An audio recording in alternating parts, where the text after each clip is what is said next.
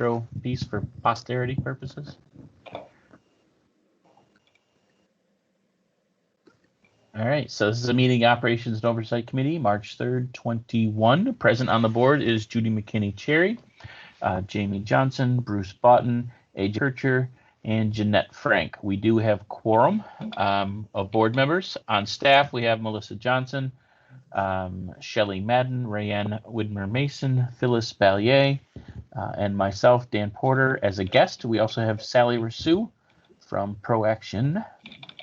And we also have Shelley Madden from the operator also giving a report. So with that all being said, Judy, the floor is yours. Thank you, Dan. I really appreciate it. So I'll call the meeting to order at 2:34 p.m. And I will, at this point, we do have quorum, so we'll go ahead and get going. I won't do, since you've already done a roll call, we don't need to do one. I will ask if there is anything on this agenda that would cause for any of the members to have a conflict of interest. Yeah, well, I haven't gotten one in February. So, and when I sent, and there, I quieted her. Good. So, yes, so I was wondering, I was about to say, my goodness. So, is there any conflict of interest disclosure that needs to be made? Okay. Hearing none, it looks like we did have minutes from our December 2nd meeting, and that those minutes have been approved by the full board. I'm going to ask Dan to confirm that. Yes, that is confirmed. You used those as a basis of your report at the last board meeting as well. That is correct. So I think I will, just for the sake of continuity, I would like to ask for a motion to accept these minutes and a second. I'll move to accept. Thank you. So I heard Jeanette made the motion and was trying to figure out who did the second. AJ, thank you so much, AJ. Yep. All those in favor say aye or raise your hand. Anyone opposed, say nay. Okay, so we'll go ahead and move past that. Our next item on the agenda, we are going to try and roll through this agenda quickly so we can get to the Operator RFP. So the next item is our youth program and our youth program update. So can we have that, please? Absolutely. Dan, for the sake of brevity, it might be easier to go through this from the bottom up. So if you could zip down to page 3, that would be groovy. Okay, thank you very much. So work experiences. We experienced a lull in referrals and therefore a lull in new enrollments in November and December. So for the month of January, we only put one person into a new work experience. For the month of February, we didn't place anyone in a new work experience. I did, however, approve a few requests for them, 4, I believe. Work experiences in the month of December, we had 3 new work experiences. And so if we could scroll up to page 2, that is sort of the graph on the bottom is our new enrolled, our active, and total. We're still not, I still don't have a nice, clean, efficient way without access to management reports to cross-reference everyone that's entered follow-up. But there is a slight discrepancy between what I'm going to read you up to the top and here. This says new enrolled at 50 and I have 49 up to the top. That discrepancy is because one of the individuals is a re-enrollment and I didn't want to double dip and report 50 if I had 49.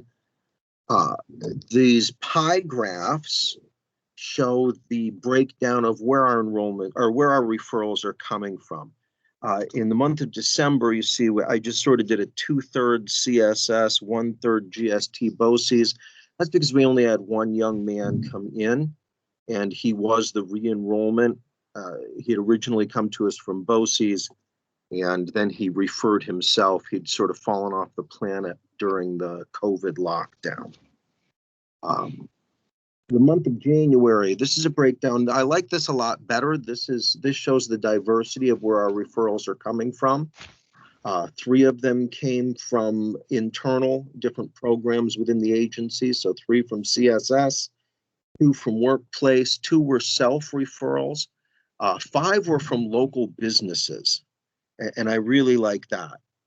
When local businesses are saying, hey, we're working with a group of really neat young people that we think would be good for your program, and they refer them to us. I really like that. One of them came to us from a family member. For the month of February, 2 came from CSS internal programs, 3 came from the workplace, 2 came from GST BOCES, 1 from EOP, and 1 was a self-referral. This graph up to the top has gotten away from me, and I can't read it or explain it, so that's going to look a lot different next month. I just ask for your understanding on that at this juncture. Up to the next page, this is just a breakdown of the referrals by quarters to compare them. You will see that at Q3, we're at 22, and we have 1 more month in Q3 of the program year. And we've already tied with Q2 of the program year. So I'm fairly optimistic about that. And we will just have to, we're pushing hard on our social media to generate more referrals. And we are actually just today launched a new outreach campaign where we are asking some of our more successful, some of our more engaged participants to refer their friends to the program and their siblings and things like that. We've been hesitant to do that in the past, just because so many of them, their connection with us was pretty precarious, but the last 8 to 10 months, I feel like we've built a lot of really strong relationships with the individual. So for the month of January, we had 13 referrals and 4 enrollments. For the month of February, we had 9 referrals and 4 enrollments. I'm going to zip up to the top and take it down. All right. By the numbers. Our target given to us by you find people at the board was 75 for PY20. So far, we have 49 new enrollments. Emerging workforce will target 19 work experience-based trainings. To date, 18 new work experience-based trainings have been provided. 2 individuals have received 2 work experience-based trainings. We're sort of putting them together as a tiered learning experience for the young people. So that's why some folks have more than 1 work experience. We have 3 currently active, 1 new for the month of January, 0 new for the month of February. Current projections, we have 4 that I've approved for March, and 1 of them started, 1 will be starting next week. Completed work experiences. 2 were hired on by the host site. 9 have been hired on different agencies or businesses using transferable skills. And we have 4 active job seekers that have completed work experience. Emerging workforce will target 12 training opportunities. To date, 10 individuals have been approved for or enrolled in ITA training. Some have been approved and they haven't started yet, is what that verbiage. 1 has withdrawn due to personal reasons. 6 are active and 3 complete. 2 engaged in alternative training. Those 2 that are engaged in alternative trainings are in work experiences or have completed work experiences, but they're working on their CDA, their child care certification. 3 individuals completed one of our ITA trainings yesterday. They had their commencement ceremony at the Beauty and Barber Academy. All 3 of them have secured employment in their fields, and 2 of the 3 received awards at their commencement ceremony for outstanding performance on 1 case and for perfect attendance and outstanding performance in the other. This concludes my report, and I am open for questions at this point if anybody has any. Thank you, Keith. Are there any questions for Keith? I'm just curious, and you look at the charts, and the charts are, I'm not sure the charts necessarily tell the whole story. I guess I'm curious. you see large swings in the graphics. Is that because there's an issue going on? You know, for example, you look at the Corning numbers and you see, what is it? PY20 Q1 is way up, but then Q2 is way down. Is that a function of there's an issue there, or is it just a function that the numbers are so small that they show a large swing in the graphic on the chart? Way more the second than the first. You know, when we're dealing with, for example, 1 month we will have 3 individuals from Corning. The next month we have nobody from Corning. You know, the small numbers make for large swings in percentages. And I would assume that that's the same all throughout the system, because Sure. you see those swings there too. Okay. Right.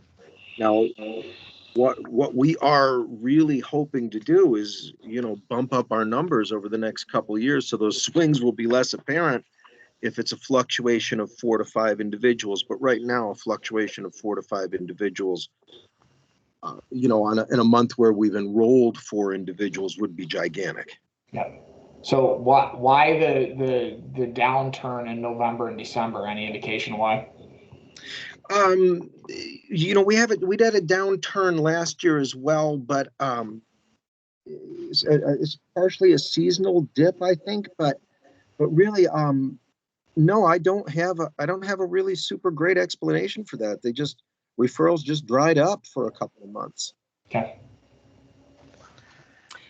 I had a quick question for you, Keith, and when you had it's the pie chart that showed for December, you can see that there was essentially 2 places that the referrals were coming from, and that was CSS and BOCES.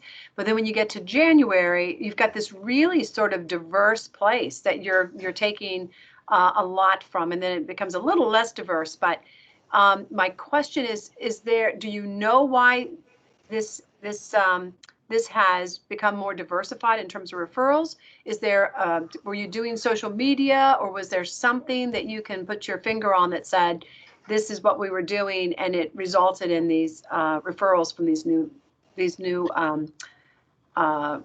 locations, these new spots? Yeah, yes, very much. There was a big push. We're on a big push right now in social media. We're on a big push to re-engage with individuals who have maybe reached out to us in the past from different agencies. But I think more than that, our work experiences, when we have individuals referring themselves to the program because they ran into a friend of theirs who had a paid work experience-based training at a local business, and we have local businesses who have expressed interest in engaging with young people, and local businesses reaching out to us asking if they can refer people in their social circle, young people in their social circle, to our program. That I think that's where you really start to see that diversity with local businesses, self-referrals, and you know, past participants referring. Okay. I think that's my question, is whether or not as a committee, will we continue to see the diversification in the referrals, or do you think that we'll go back to just having 1 or 2 or 3 referral sources? Well, if I get my way, I'm certainly aiming for having more diverse referral sources, and really, I don't think, you know, if it's a good month and things are going well, I don't believe we're ever going to go back to seeing, you know, December looking like a normal month. Very good. Very good. Thank you, Keith. Any other questions for Keith? Joanne has one. Joanne? Yes. I just was wondering, the referrals that are made by your staff, are those referrals that, like, I know I talked to Laura about some kids and then gave somebody the information and they talked to Laura. Does that count as a CSS referral, or does that actually count as the agency making the referral, even though maybe it wasn't directly to you for there? Because I think you're missing, if you're not doing that, I think you're missing some referral sources. I think you're absolutely right. That's a conversation that is ongoing. Specifically, the question you asked about the individuals that were referred through Laura, through SIDS, they're going to be reported next month in our in my March report. They will be counted as SIDS. I believe it was Diane from that agency who referred them. But really the simplest answer is whoever sends me the email is who I put on the report as the person referring the individual or whoever calls me. You know, I don't always ask, you know, for the chain of connections that brought them to me. If somebody calls up and says, hey, I heard about your program, I will say, where did you hear about it? I'll say, oh, just heard about it through a friend. Well, that's how I put it on the report, as a self-referral, and then I tell you folks that it came from a friend. But if I get a card or an actual referral form from an agency, then that's who I report out as the referring agency. Okay. That's great. Thank you. You're very welcome. Okay, I'll entertain a motion to accept the report summary. So moved. This is Jeanette. Thank you, Jeanette. Is there a second? I'll second. Okay, I've got Bruce in there as a second, so I'm going to grab him and I'm going to hold your Joanne. I'll hold your second for a later one. So all those in favor say aye. Aye. Raise your hand. Thank you. Any opposed? All right, we'll move right along. Our next report is an update for the individuals with disabilities, please. We don't have any information to repair. That's placeholding in the agenda for right now. Okay. All righty. And then we'll move on to operations and we'll ask for the operator's report. Hi, good afternoon, everyone. So I kind of took a different approach this time around, mainly because I'm at the mercy of when our OSOS management reports work, and Rayanne kindly feeds me some data. So the data I received actually went back to the beginning of the program year, so which would be July 1. And I decided to take a look at the services provided since July 1. And it was roughly around that time that we started giving consideration to opening the career centers up to a limited basis. I believe when I joined the team for my third time, I believe in September, we started opening up the career centers to limited traffic.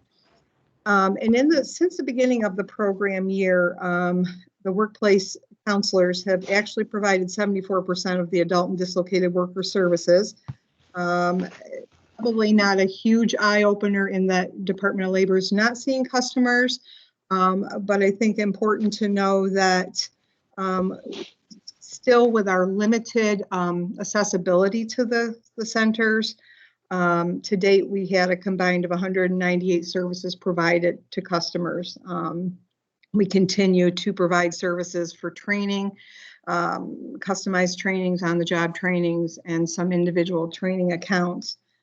What really became eye-opening to me, if you look down, is that, and it was shocking to me, with Elmira being our comprehensive center, we always tend to think that that's the hub of all the activity. But it appears, and you'll see in the next three graphs, and we can look at them, is that it's pretty evenly distributed. So in Elmira, there were a total of 412 services provided, 115 assessment interviews and initial assessments, some 72 individual employment plans. Again, a lot of this is attributed to the customized trainings, but 54 job seekers have also utilized the resource room, and 81 have received labor market information, with the reminder that very limited walk-in hours. So we are also doing things via some appointments, but a lot virtually, whether by phone or Zoom. If you look at Bath the Bath Center, again, a total of 363. I say Bath, it says Bath Hornell. The hub of what, you know, or the majority of the services when it comes to walk-in would be Bath. Although we do now have a part-time person solely devoted to Hornell. So we are slowly opening up business there. Barb is actually back in the Hornell Career Center Mondays and Thursdays, although she cannot see customers there, but she continues to be able to see customers in the library on Tuesday, Wednesday, Friday.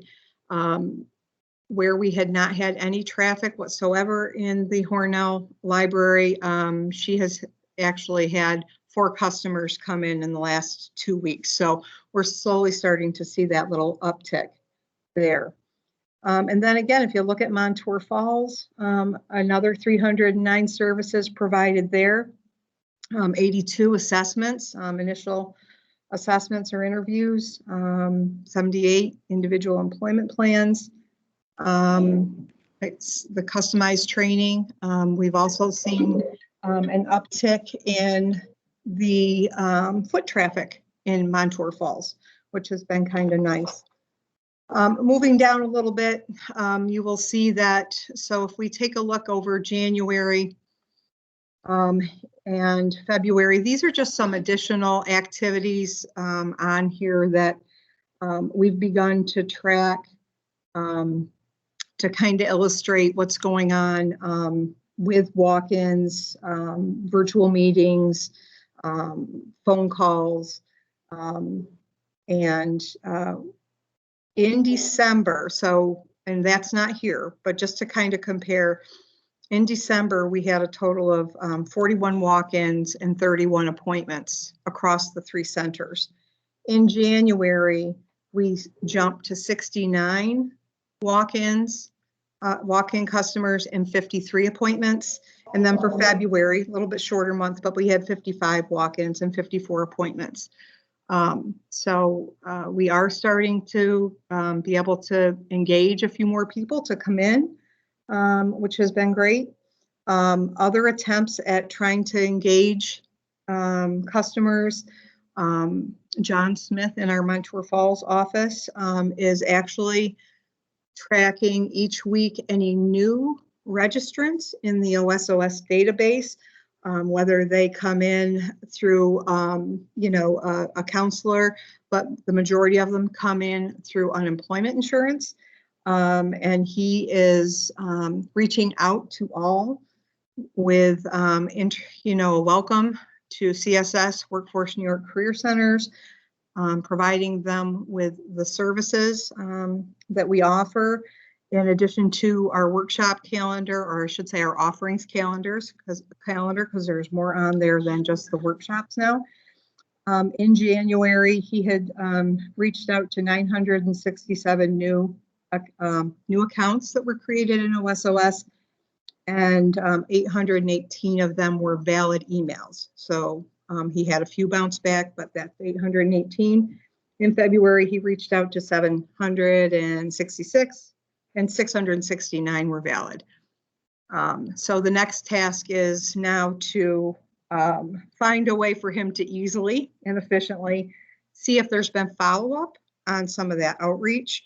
Moving forward, we're also, Rayanne's working on a survey, a mini survey for us of 3 questions to send out to these new registrants, and that is, what types of services do you feel you need to reattach to the workforce? Are you in need of any training? And what would be, what hours of availability would you like to see us offer as we try to accommodate more job seekers and maybe make a switch, so shift to some non-traditional hours? And I think that's, we have a team put together called our System Navigation Team. We're talking about triaging the customers and how they're coming in and how we can more efficiently serve them. And this is in anticipation of people's benefit year for UI coming to an end in March. We also have made some connections with the two local libraries that have our calendar. John Smith has provided some Teams training to the Southeast Bend Library in Corning. So I'm hoping with some of these new partnerships, the Dorman Library, we can, and these other means that we're reaching out to customers, not only can we assist them, but also appropriately refer to some of our other in-house programs, such as the youth program. And I think, and just one quick little yay moment, a hand clapping moment. One of our ITAs that had successfully completed the Corning Community College welding program is now the Corning Community College welding instructor, has been hired on as the instructor. So just, you know, it's always nice to see that our training dollars have been put to great and successful use. That's a great sort of ending point, right? What a great sort of exclamation point at the end of your report. Yeah. Any questions for Shelley from any of the committee members? Very good. All right. Thank you, Shelley. And then moving on to quality assurance performance report. So, quality assurance performance, I'm going to cover the first item. So, Career Center Recertification certification update. A number of years ago, New York State mandated a center recertification process.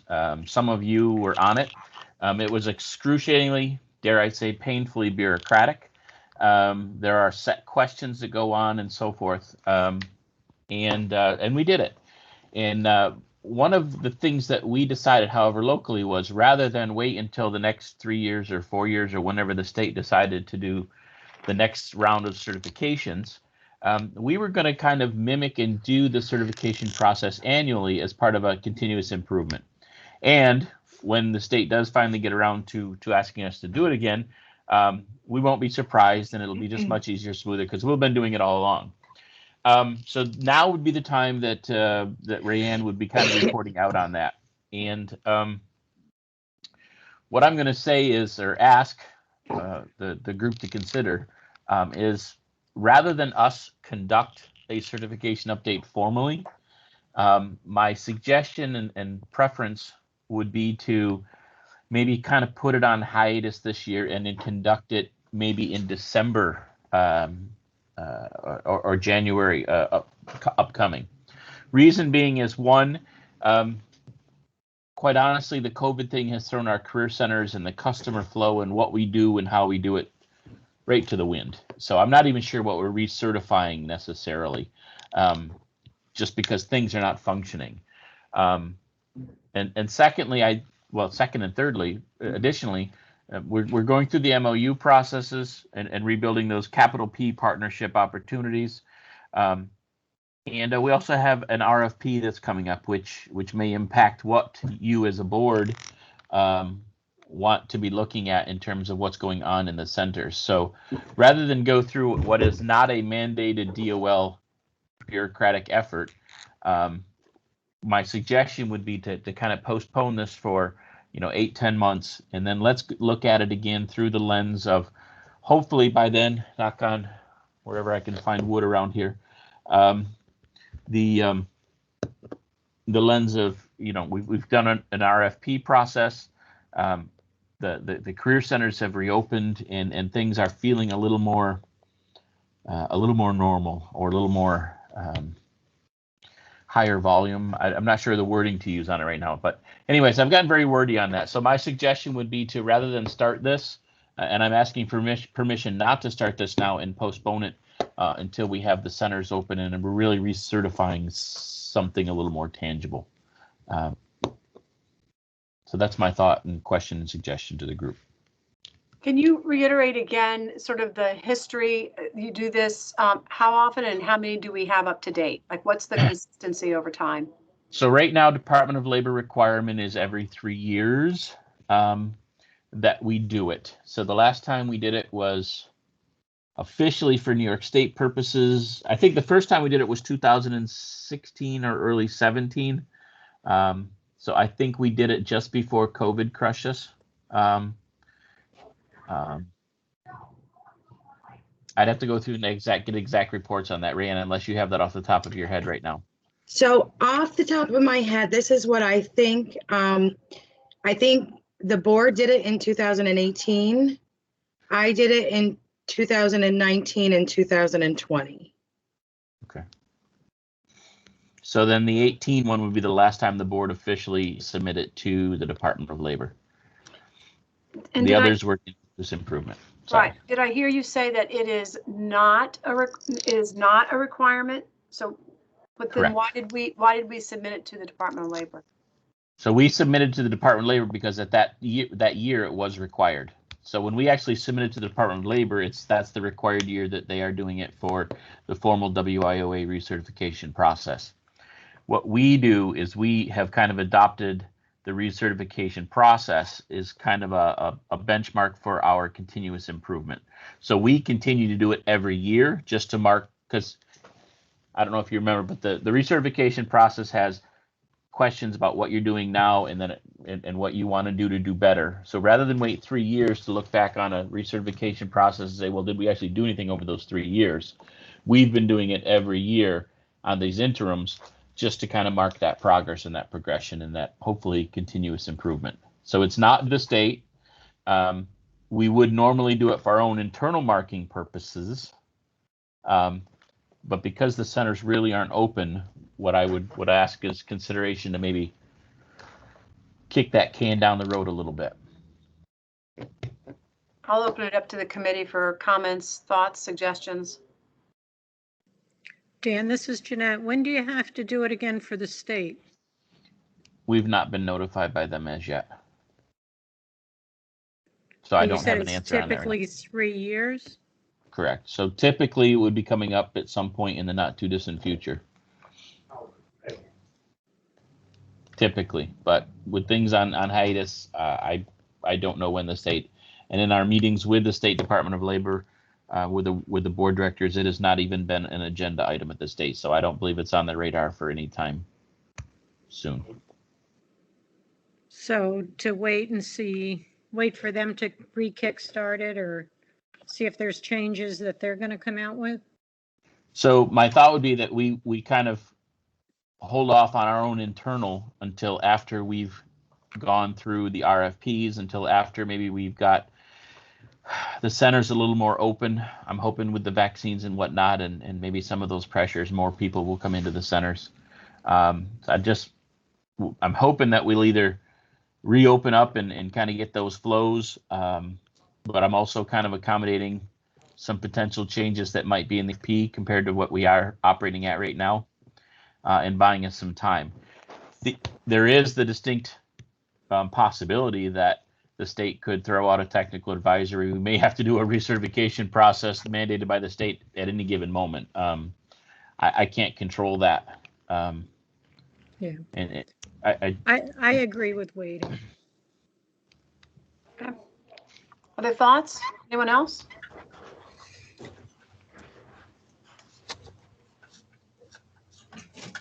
I'm in support of waiting as well. They might, because of COVID, stall the process a bit. I do think not to lose too much track. It sounds like you've done a good job being more prepared for it the next round. So I would say we push this at least ahead to maybe the last quarter or the end of the year and see where we're at with certification if any new news has arrived. Okay. Other thoughts? Jamie? Anybody else? I would agree with that. I mean, you know, we're all living in a strange world now, and I can't see the sense in going through this process when we don't know what's being required, when it's going to be required, who's requiring it right at the moment. So I think we should not. All right. So I think what I heard is that that it's the will of the group that we will not have this on our agenda. We will re-examine this maybe in December. You know, our last quarter or December, and take it up at that point after we have our new contract in place the next go round.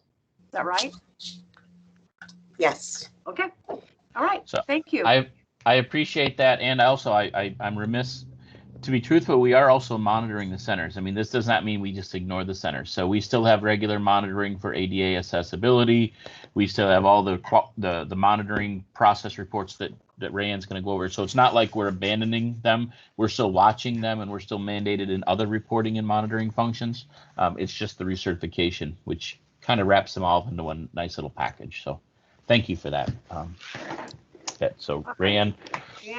Adult and educated water. Okay, so I'll try to be really quick. Adult and DW, I issued a letter on 12/30/120. I received a response on 1/29/21, so that was within the 30-day window. There, I did note that the documentation and recording of our performance outcomes have improved. They are a complicated issue, so there's still some findings in there related to that, but there is an improvement since the past letters have been issued. I did see a little bit of an increase in gaps with the various OSIS activities that need to be entered. So that's going to be something that I'm going to kind of watch as we go along. I've shared with the team, and Shelley has worked with the team. I've shared my monitoring list. And there's been a thought that perhaps they can do an internal monitoring review as a group, and I could be on standby for them to answer any questions that they may have. So some improvement in this area.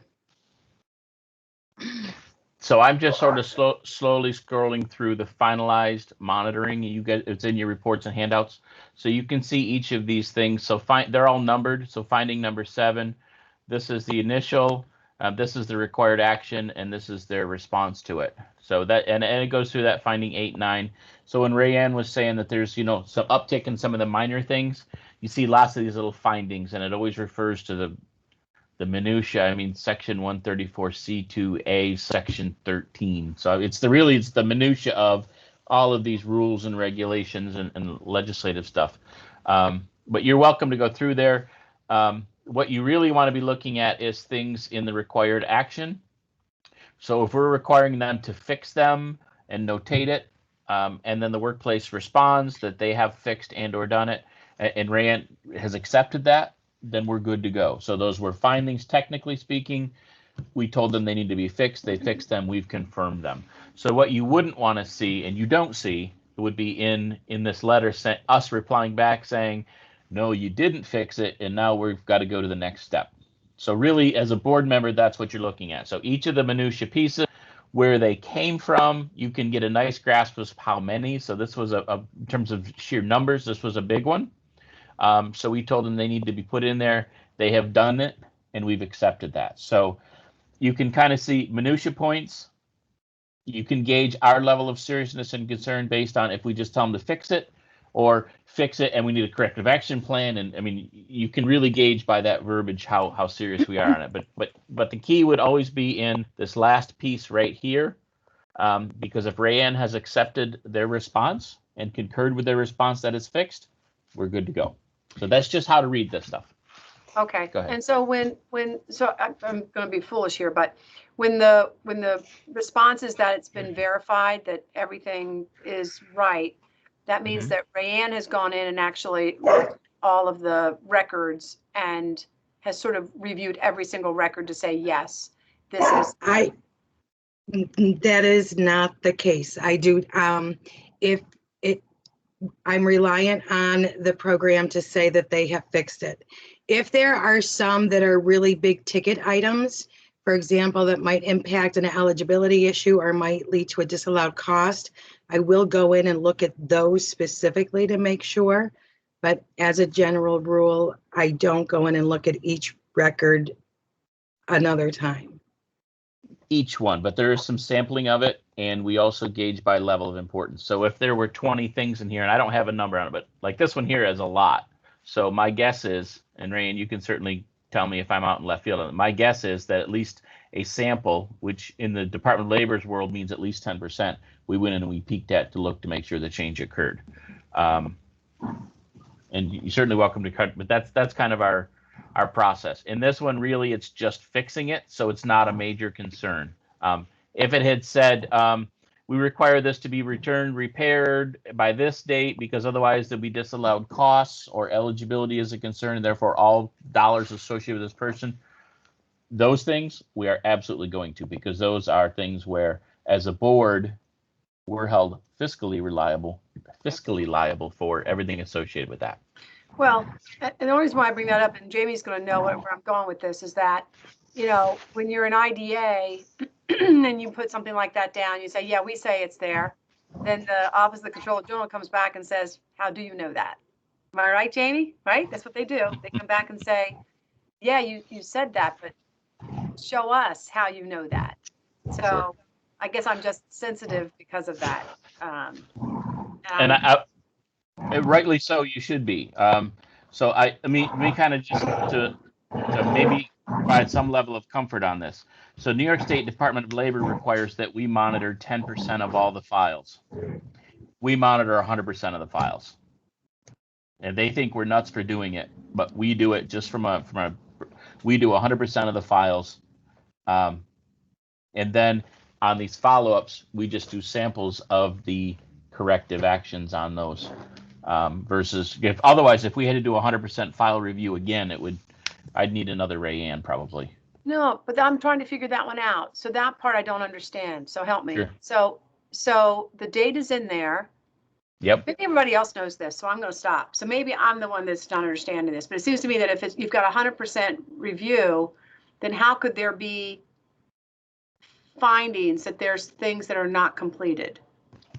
Because the review's after the fact. So we're going backwards. So we're looking at maybe a quarter or two ago, or activities that may have happened some period in the past. So we don't do 100% real time. We can't do 100% real time. We look at the new enrollees or the new trainees during this particular quarter, and 100% of them during that quarter are reviewed. All right. The state says, you know, make sure you do at least 10%. We do 100% within those respective quarters. Then what we do as far as the 10% or the follow-up is really the checking on what we've discovered here. So we've done 100% scrub as far as identification issues. We've asked it to be fixed. And then when it comes back, we're not going to go back in on every one. We're going to prioritize by importance, i.e., do we have money at risk or eligibility or other big-time problem? And then we're going to sample some of the others just to verify that the team has done their work on correcting them. But we don't go back through every file a second time. It's just the workload would be way. So this is Jeanette. I mean, would just saying verified by Shelley Madden or verified by Rayanne would be added detail and a little more accountability? So if you go back through, so on this one here, this is Shelley's reply. So the letter goes from Rayanne to yes. So we send a letter to, in this case, Shelley, and list all of the findings on all of the different areas. All right. And if you notice where it ends here, it ends with required action. So here's one, finding number 7, data entry, OS font of clients technical advisory. So these were some files. So in 100% of the files that reviewed, Rayanne found 6 that broke this particular technical advisory's requirements. So we required that we fix them. All right. So then what you see here is the workplace responding, saying the workplace completed those changes and fixes. Okay. And then goes back in and says, okay, so finding number 14 was a big deal. It involved money, and so we're definitely going to double check that one. Finding number 14 was kind of a minor one. It's really just validating some little minutia somewhere in the data system. We're not going to check all of those because they don't involve money. They're very, very low risk. They're not even on the DEV that the feds are going to come in and look at. So Rayanne will kind of say, I'll check 1 or 2 of these on that list just to verify it. All right. And then what you see is in the final letter that goes back, you see Rayanne's requirement. You see that the workplace responded, and then you see no additional requirements from Rayanne to the workplace, which means she has accepted that they resolved it. Okay. So then what happens now is we submit this to the state. The state will then go in and pull records, and they may come back to us and have additional questions or whatever. But the state likes to see, it's very, very regimented. We issue the findings, they issue a reply, we issue a closeout. Then we submit to the state, and then we then go through the monitoring process with the state. So we've sent the files up to the state. They're going to go in and spot check.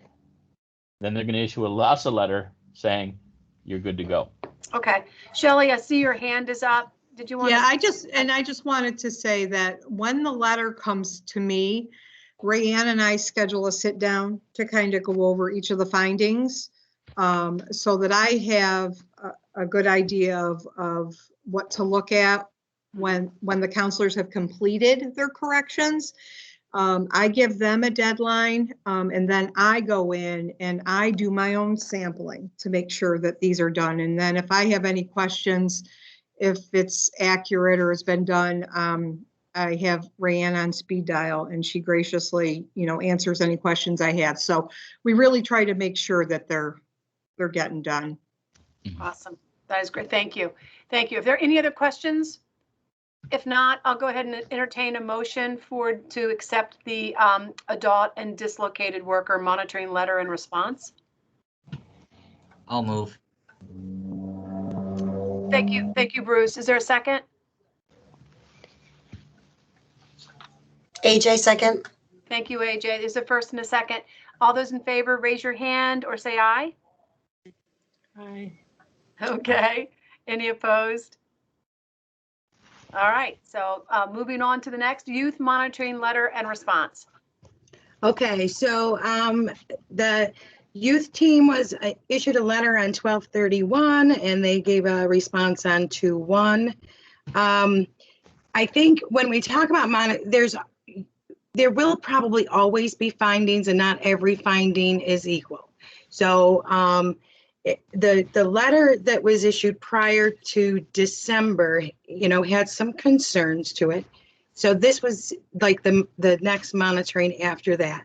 What I did find, out of the 12 different findings between both of the letter, the program had made some improvements in 6. So in 6 out of 12.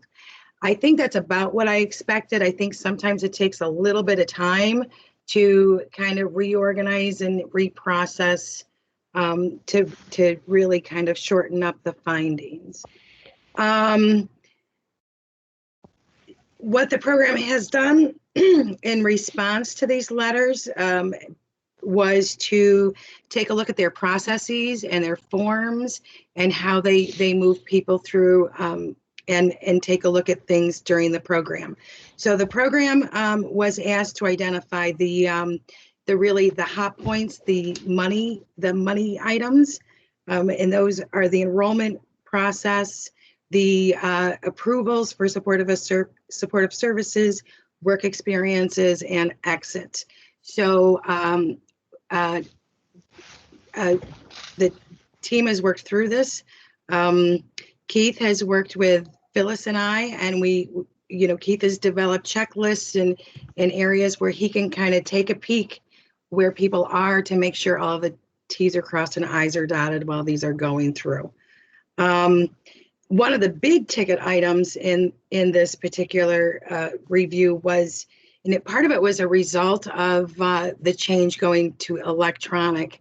For those people that we needed a hard copy evidence of their date of birth, example, a birth certificate, there was kind of a thought that we didn't need to maintain that hard copy anymore because we're going electronic. But lo and behold, yes, we do need to be able to produce a copy. So they were able to obtain them. The ones that were missing, they went back and got them. So that's not an issue or concern. I do have, there are a couple of, they've updated their processes, but we haven't really looked at them to just make sure that they're going to catch everything that it can. So that is the one item that is left off at this point, but the rest has all been taken care of.